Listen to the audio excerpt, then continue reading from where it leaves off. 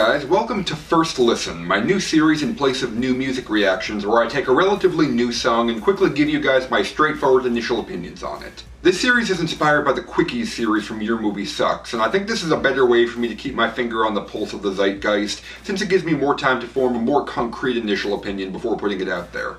Anyways, I just listened to Natural by Imagine Dragons, and it was pretty much exactly what you'd expect. It seems like with every passing day, my assessment that Imagine Dragons is turning into a fusion of Maroon 5 and Nickelback becomes more and more true. Pretty much every single that Imagine Dragons has ever put out sounds like either generic hype music for trailers or generic soaring foe inspirational music for trailers, and that includes their good stuff. I don't hate all of Imagine Dragons' music, but I do hate what the band stands for, just how quickly they were willing to sell out, and how much influence their sound has had on the rock scene.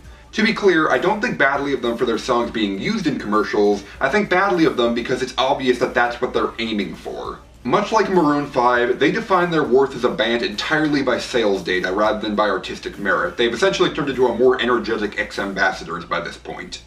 As far as Natural goes, it's basically just a more fleshed out version of Believer with an even more rough and abrasive chorus. Dan Reynolds is sounding more Chad Kroeger-esque with every passing single, and this song sticks to that trend like glue.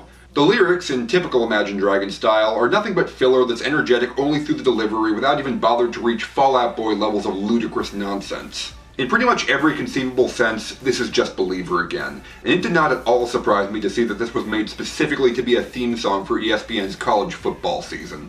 Despite the utter failure of Imagine Dragons' last two singles, this one is already at #1 on the rock charts, so I expect it to have at least as much staying power as whatever it takes, with a distinct possibility of the same disgusting longevity of Thunder and Believer.